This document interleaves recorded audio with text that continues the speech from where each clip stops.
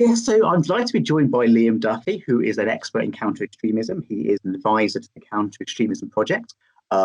He is a research fellow at the Civitas think tank. I'm particularly specialised on counter-terrorism. So, hey, Liam, thank you very much for joining us. And if you enjoy this kind of chat, please do subscribe because we've got plenty more coming along, and leave a like. So I guess the place to start is under the last Labour leadership, so under Corbyn and McDonnell and so on. You had people who were theoretically on the left, but who shared platforms with, who apologised for, who described as friends, members of hardline Islamist groups like Hamas, which obviously Corbyn describes as his friends, who work for Press TV, the propaganda arm of the Iranian theocratic regime. I mean, why do you think it was that a section of the Western far left has been prepared to ally with kind of ultra-reactionary theocrats?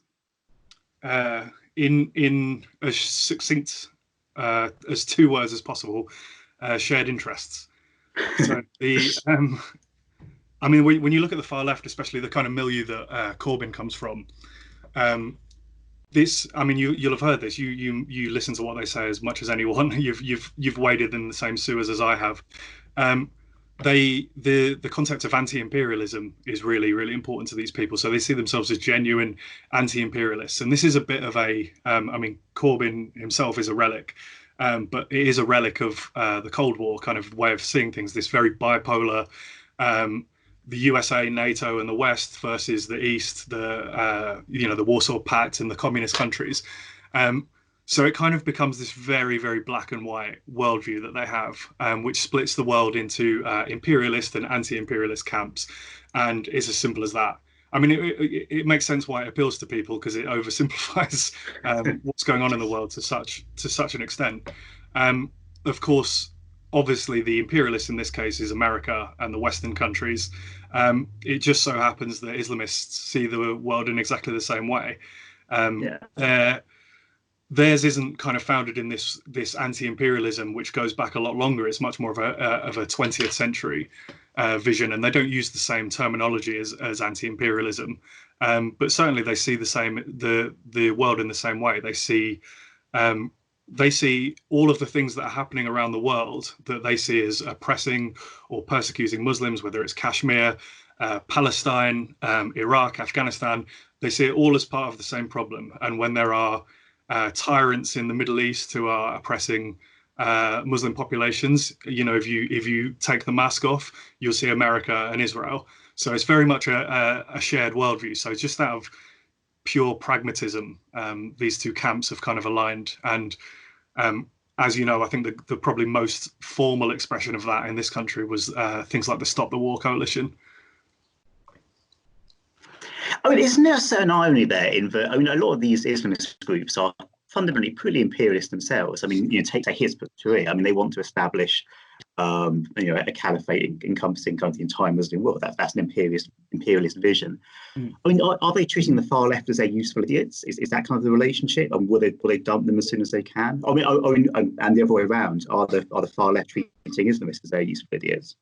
Okay, so there's so much going on here, but what's really fascinating is, there's kind of evidence that other scholars and experts and academics have dug up of when Islamist groups actually were pushed into these decisions about whether they should be allying with far left groups or not.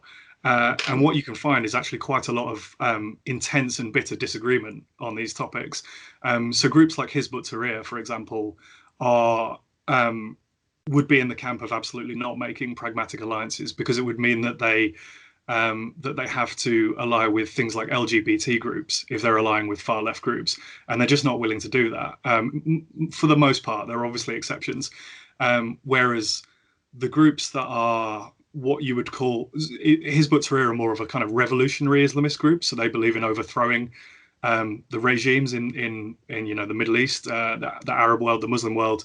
Whereas there are other more gradualist, revivalist groups like the Muslim Brotherhood and Jamaat-e-Islami, which is their South Asian equivalent.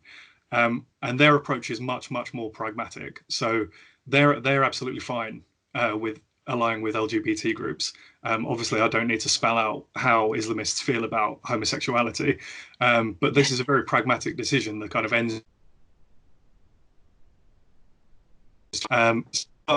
shades of difference here in between the Islamist groups and between the far left groups.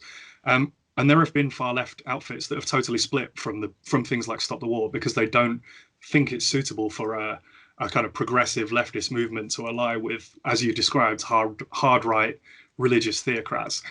So on both sides of the argument, you've had bitter disagreements about whether this is the right way to go, and you've had factions split off as a result. But the mainstream of groups like the Muslim Brotherhood and Jamaat-e-Islami are certainly happy to ally with the far left.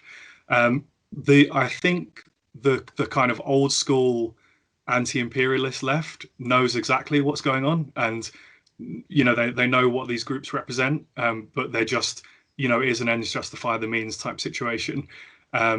There are, however, useful idiots who are maybe not as far left as them, who I think have the wool pulled over their eyes by kind of wanting to combat racism and things like that, which obviously these organizations are adept at using the language of community and faith and unity. So I think there are people who get swept along with that. So there's a lot of different camps and a lot of different moving parts.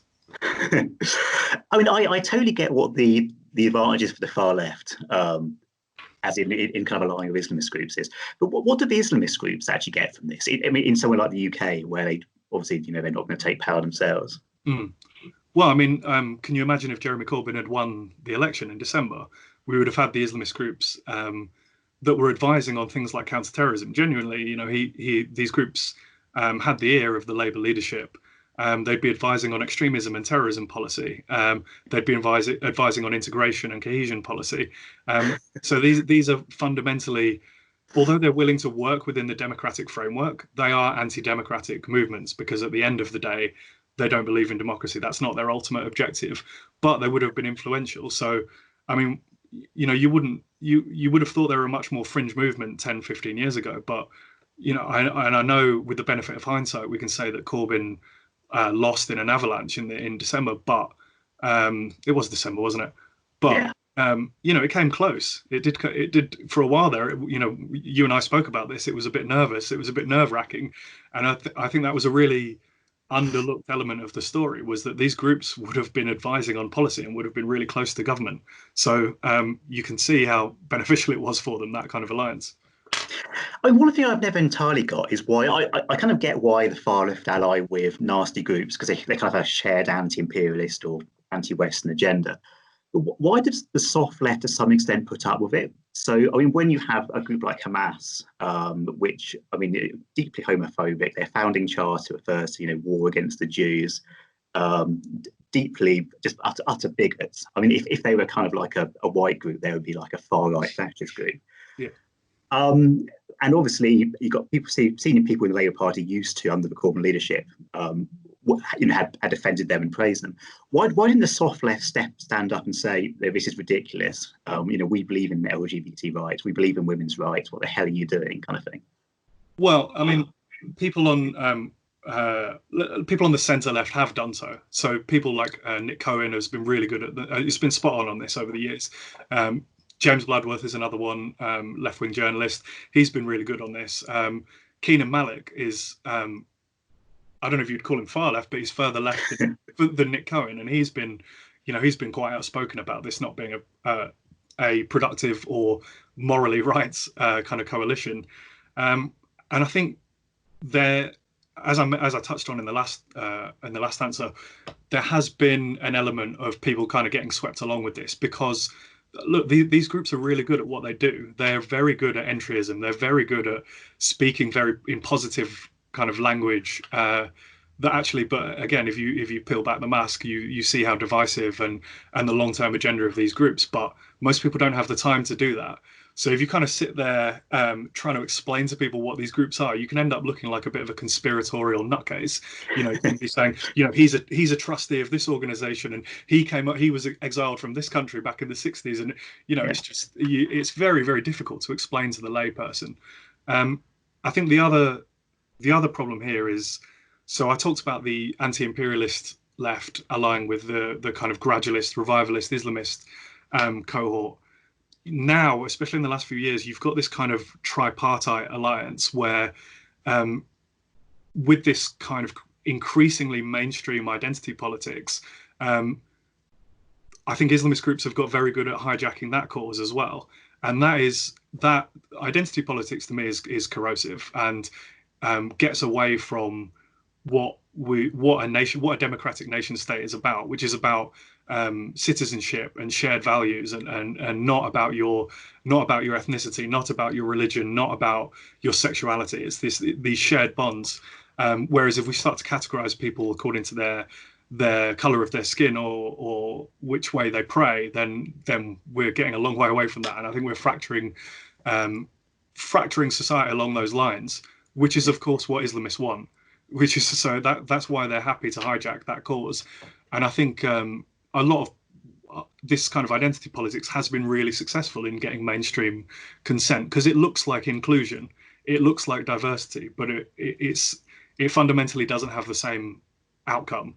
So I think that's a way that this kind of the anti-imperialist left with the progressive identity politics plus the Islamists is kind of forming a bit of an ideological milieu. And but just as a final point, there are people realizing how tricky this is on the kind of centre left that are starting to realize this. And I think we saw this with the Birmingham schools protests.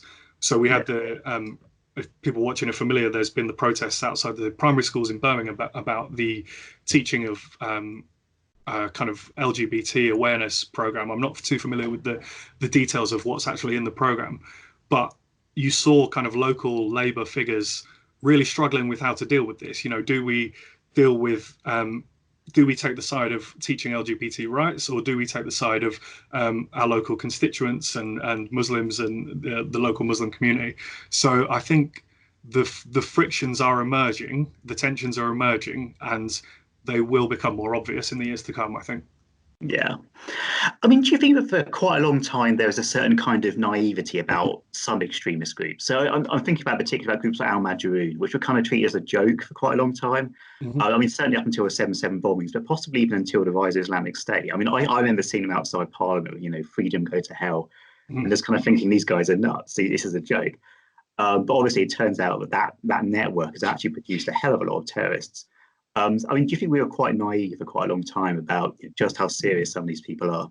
I think we're still naive.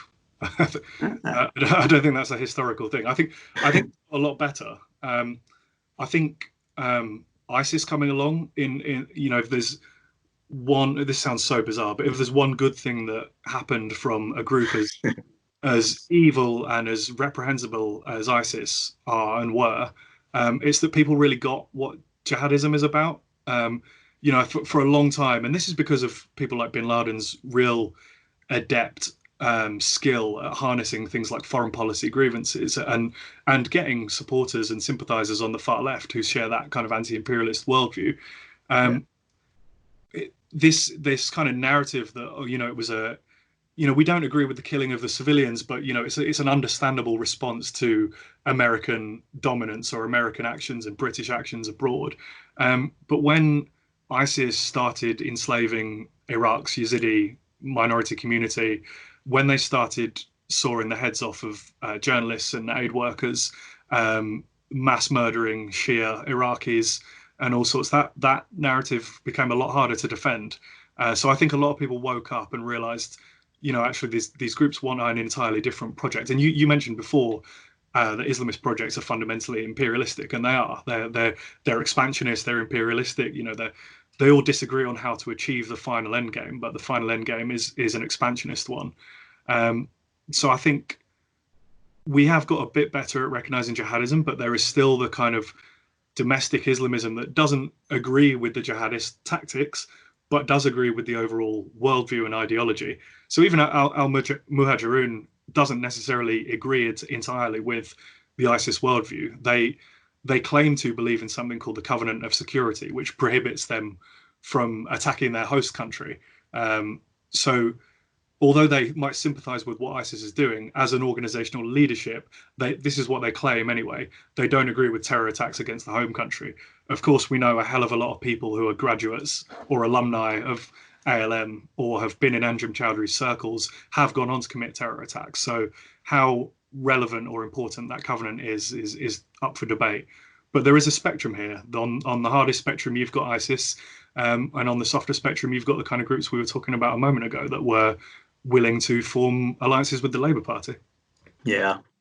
I mean, one thing that really shocked me, so this is going back a few years, but I mean, when the kind of 2014, 2015, was just how many people travelled from this country and various other West countries, especially Western European countries, to join ISIS. I mean, I think it was something like 700 or 800 Brits. I mean, if you told me 10 years ago that 70 or 80 Brits would travel to, join a kind of theocratic death cult, I think you'd gone mad. But let's say now it's 700 or 800. I mean, how do we get to a stage where, it must be probably the biggest movement of people from this island's kind of holy war to Middle East since the Crusades? How do we get to a point where that's, that was able to happen? Can I burst your bubble a little bit and say that say that 10 to 20 years ago, 70 to 80 and more did travel to other conflict zones, and I think what you've touched on there is a real failure to learn the lessons that have been going on for 30 or 40 years from Western countries. This, as much as the numbers were unprecedented, I think the final count was around 900, and not all of them joined ISIS, but it was people who went to the conflict zone and may have linked up with the Al Qaeda affiliates or other groups on the ground. But I think the final figure, roughly around 900, more from France. Belgium had a few hundred, the highest per capita in Europe. But we had Mujahideen, as they call themselves, go and travel to Bosnia in the 90s as well. It's not exactly clear how many, but it certainly wasn't an insignificant amount. It was at least a handful. And what we've seen is a lot of those guys came back to the UK. And while they didn't believe in the kind of jihadism that bin Laden or Abu Bakr al-Baghdadi preached, which was, these big spectacular attacks against Western countries and Western civilians necessarily, they still help to influence and radicalize the next generation. So we've seen people travel, the British people claiming to be Mujahideen have fought in the Philippines, in Somalia, in Mali, in Bosnia, in Chechnya, in Afghanistan, and then they fought in Syria and Iraq as well. And I think like I said, as much as the numbers were unprecedented, the phenomena itself is not unprecedented. And I think in trying to explain this, because it was absolutely shocking, and I sympathize with reaching for explanations here, because we saw this group murdering people on camera, we saw this group enslaving women, and we thought, how could that possibly appeal to anyone? But in our shock, we thought, we kind of did this rewriting of history where this all came out of the blue, and people are being radicalized alone in their bedrooms, watching ISIS propaganda. And we totally ignored the years of build up to this, where people had been fighting overseas, coming back, influencing, radicalizing, recruiting, and it's just kind of a snowball effect. And then obviously Syria is a hell of a lot easier to get to than the mountains of Afghanistan or Pakistan, which is what you'd have to do if you wanted to join Al Qaeda.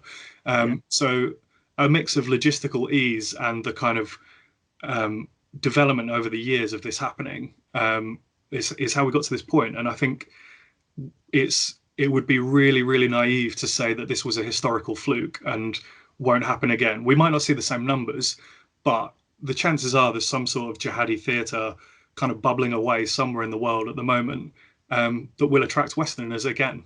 So we need to make sure that we don't forget what just happened a few years ago, and make sure we learn the lessons, because we certainly didn't learn them from the 90s and early 2000s. It's interesting you mentioned the 90s. I mean, I was reading something a few days ago about the Algerian Civil War.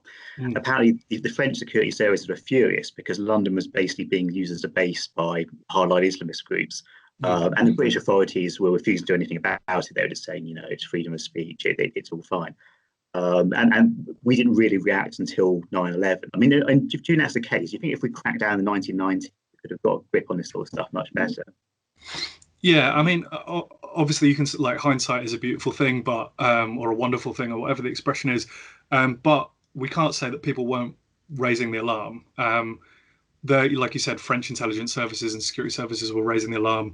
The CIA as well, and the FBI in the United States knew that London had a reputation for being a kind of Al Qaeda recruitment ground. And I think there's I don't know if you've seen it, The Looming Tower, that's on Prime. It's the kind of TV series version of the Pulitzer Prize winning book. I read the book. I don't think I've seen the TV version. So just to your viewers, the book is probably one of the most important contributions to terrorism literature ever written. It's not an academic study. It's just written by journalists, so very accessible, but tells the story of how we got to this point. But there's a TV version of it on Prime, which is well worth a watch. Tells the story from the perspective of the FBI kind of tracking Al-Qaeda in the lead up to 9/11. There's a really interesting line in it, and this was only made a couple of years ago, where kind of one of the FBI agents says to Ali Soufan, who's a bit of a living legend, says, I want you to go to the one place that has the most Al-Qaeda outside of Afghanistan and Pakistan. Then in the next scene, you see him in front of a London, double-decker red bus. Oh. So it's just like, it did have this reputation. And, in one respect, we should be proud that we have always had this kind of long record of freedom of speech. But the counter to that is, even now, our laws really still aren't strong enough to deal with international terrorism. So, yeah, freedom of speech is one thing, but these guys were funneling money to militant groups around the world. They were recruiting for militant groups around the world. So it wasn't only kind of naivety. I'm sure there were people in Scotland Yard and the security services who knew exactly what was going on here, but we didn't have the laws in place. So I think the issue is sorry about that. No worries. So that may be the bit that goes viral. You never know. Yeah, it wasn't quite the South Korean expert, was it?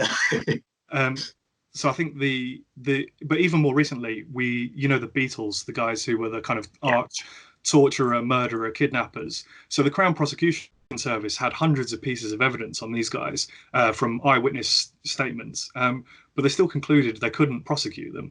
So now those guys have been offloaded to the US to be judged in an American court against the US government's wishes, funnily enough. So this is just this totally bizarre situation that we find ourselves where we're just ill-equipped to deal with international terrorism and have been for a long time. And there's still more work to do on that.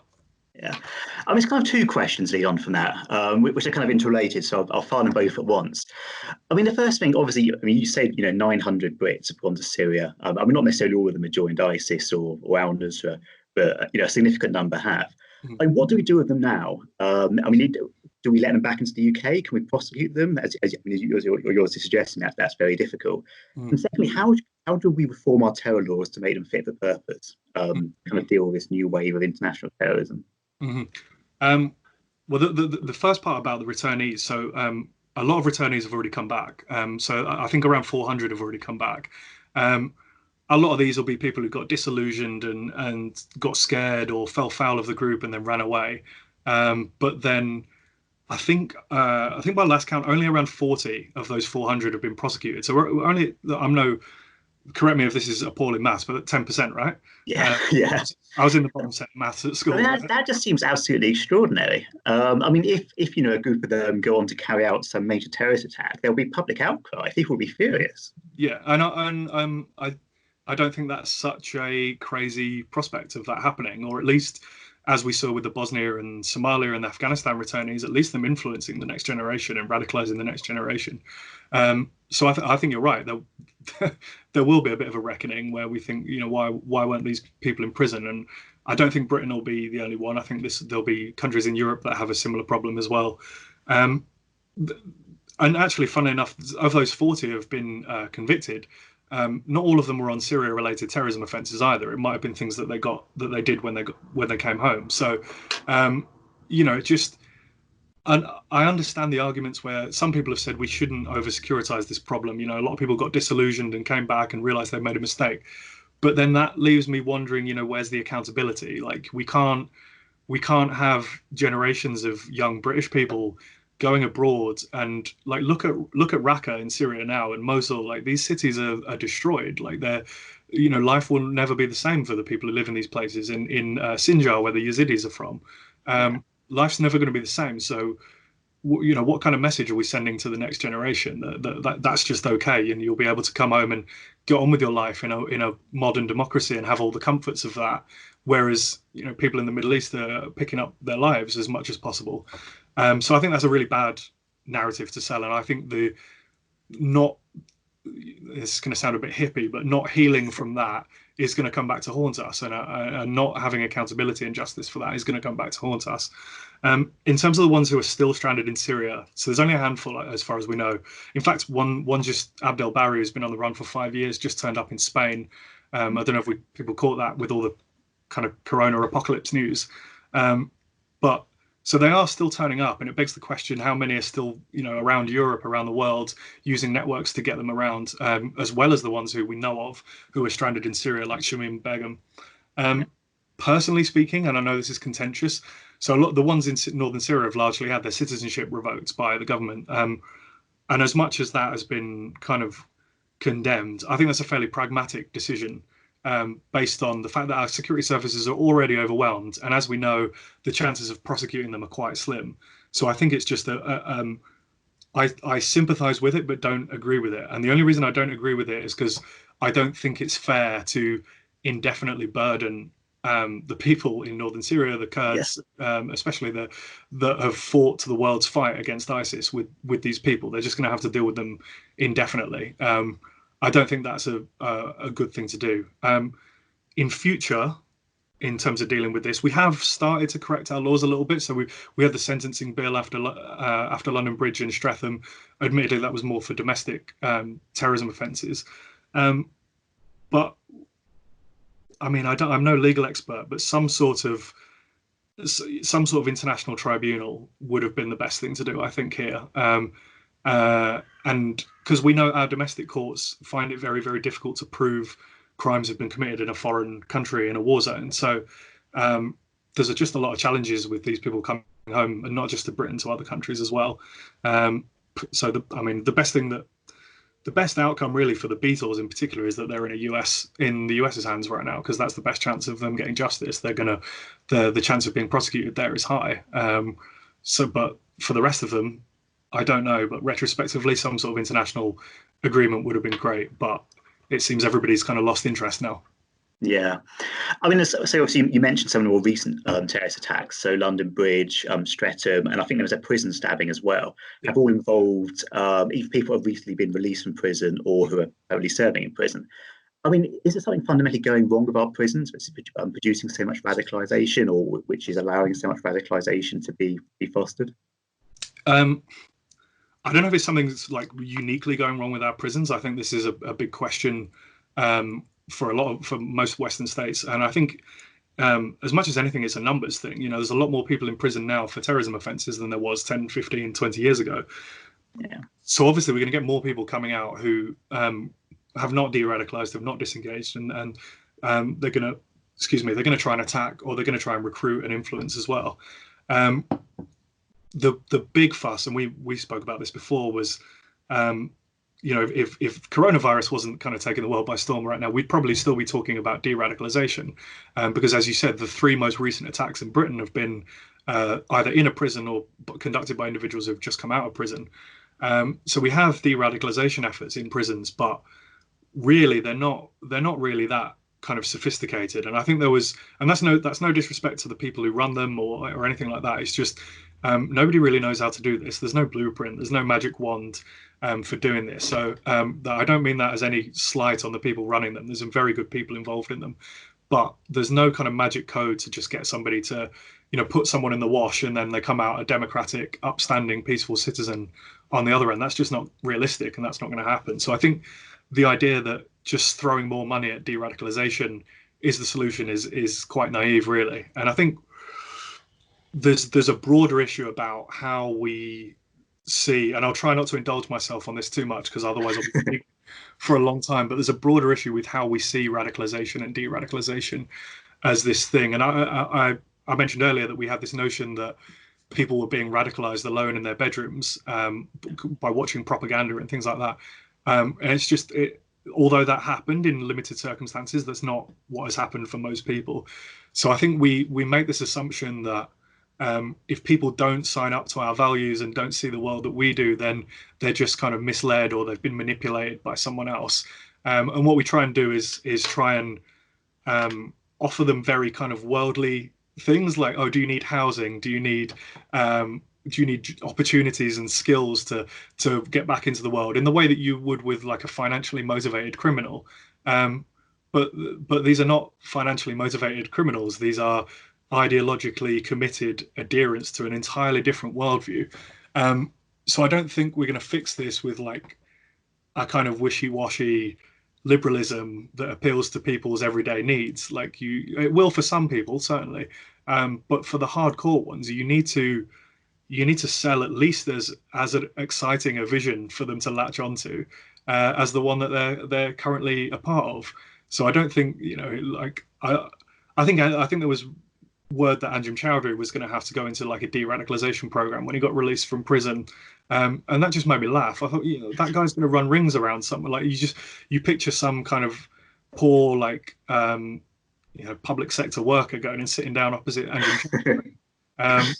I just think I understand it's a system. You want everyone to go through these things, but it just strikes me as looking at the problem and approaching it completely wrong. I mean, I guess one of the other effects of Islamist fundamentalism in Europe over the past couple of decades has been a corresponding rise in the far right, obviously including far right terrorism, but not exclusively terrorism.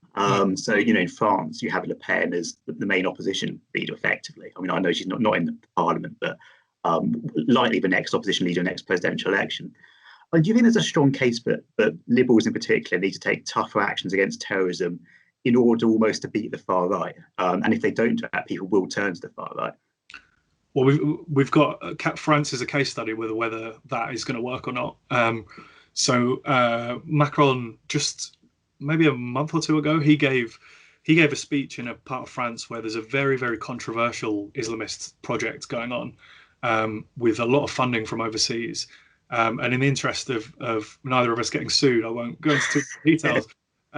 But he gave a speech where he was pretty, and let's not forget this is Macron. This is centrist, liberal poster boy. But he gave a pretty not confrontational, but a pretty the kind of rhetoric that you wouldn't hear from many other European leaders, where he specifically called out Islamic separatism. Which France is a totally different situation to either the UK or the US in terms of the way Islamist groups are operating. A lot of French cities are a lot more divided along ethnic and religious lines. So this way of putting it like separatism makes a lot more sense, where you have these so-called community leaders that are trying to kind of govern over these separate communities entirely. So he's taken a pretty hard line on this Islamic separatism. Whether it's hard enough to keep the far right at bay in France will be really interesting. But just in a general sense, absolutely. People need to, and it comes back to the first part of our conversation. People in that kind of liberal centre-left milieu have to stand up to this, because what these people believe is so diametrically opposed to their values. It should be obvious. It should be a complete no-brainer to stand up to and reject this. But for whatever reason, some of them we've touched on, it hasn't happened. And I think if there's one, kind of bee in my bonnet I can get out, is I think there's a bit of weirdly, you hear progressive talk about othering. Have you heard them say that? But people are, if you're othering that race and things like that. I think there's othering going on here, where we're the people in that kind of liberal centre-left milieu are not entirely seeing Muslim populations in the West as British Muslims or as French or as American. So they're not willing to have the same conversations with them and about them that they would with any other issue in society. And that is just, in my book, infantilizes fellow British French citizens. So I think they need to get over that quick and just be willing to have robust discussions about this stuff. And it is sensitive. I'm not going to pretend that it's not. It's very difficult and it's very uncomfortable, but so is letting it all go unchecked. Yeah. I mean, just one final question. I guess one of the ironic things about the relationship between the far left and Islamist groups is it kind of cuts out moderate Muslims. It kind of undercuts them. And you see this on Twitter quite a lot. So you see people like the Quilliam Foundation or Majid Nawaz getting attacked not just by Islamists, but also by people on the hard or far left. I mean, how much of a betrayal of kind of moderate Muslims, moderate British Muslims, do you think it is for a section of the far left to go straight to extremists? Oh, completely. I all I would say is go and talk to some of the Muslims who have borne the brunt of this kind of stuff. It's absolutely heartbreaking what they've had to put up with, and let's leave people like Majid and Quilliam to one side. Like there's much more happening on a lower, more grassroots level as well. And I've done some research into this where I found that who knows, this could be this could be going on more than I found. But in one instance, an organisation that had engaged with the Home Office and taken government funding to run a counter-extremism program was kind of bullied in its local area and intimidated into giving the funding back. So not taking those people's side leaves them completely exposed. And all manner. You can talk to these people all over the world. These kind of liberals, reformers, people who are really passionate about countering extremism and radicalisation, and they're the smears they get their way, from the left as well. From their Uncle Toms, their coconuts, and what is it? What's the other, like what is it? House Muslims and things like that. It's just really, really ugly and racist as well, obviously. So I think absolutely, betraying those people is unforgivable, really. Yeah. Well, Liam, on that note, it's been a real pleasure. Thank you very much for your time. I'll put your Twitter handle in the description, so if anyone wants to check out your work and follow you, they can. But yeah, no, thanks a lot. Thank you.